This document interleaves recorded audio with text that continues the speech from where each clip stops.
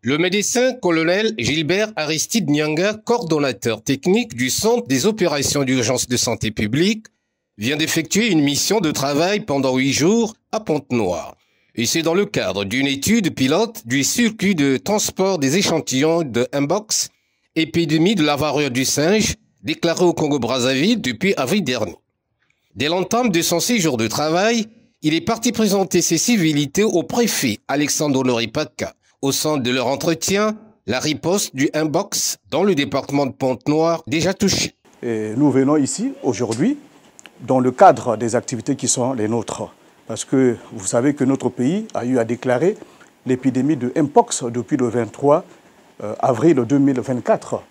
Et cette déclaration a permis à ce qu'on puisse activer mon centre, le COUSPE.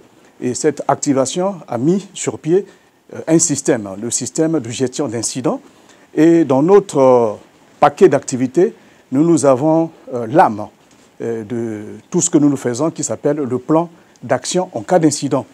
Et dans ce plan, nous sommes censés visiter, faire le Saint-Thomas, faire des descentes au niveau des départements qui ont été visités, qui ont été titillés par cette épidémie. Et donc le département de Pointe-Noire est parmi les 5 départements qui ont été touchés.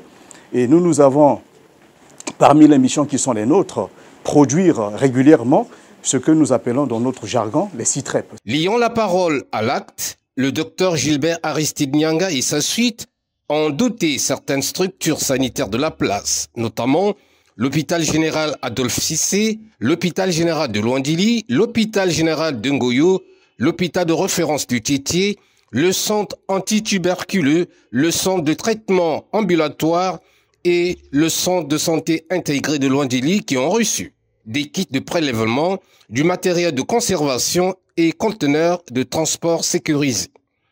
Un geste qui rend désormais indépendant le département de Pointe-Noire dans le traitement de la maladie sans attendre les résultats du laboratoire national.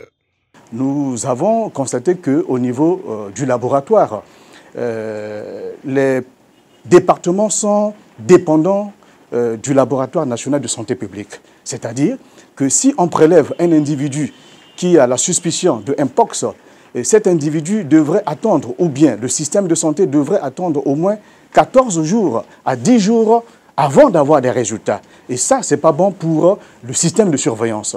Et nous avons ciblé ces faiblesses et nous avons travaillé avec des partenaires techniques. Il est à noter que cette opération s'est poursuivie dans les autres départements du Congo, notamment Brazzaville, Plateau, Cuvette et Lukwala, où des cas du Mpox ont été signalés.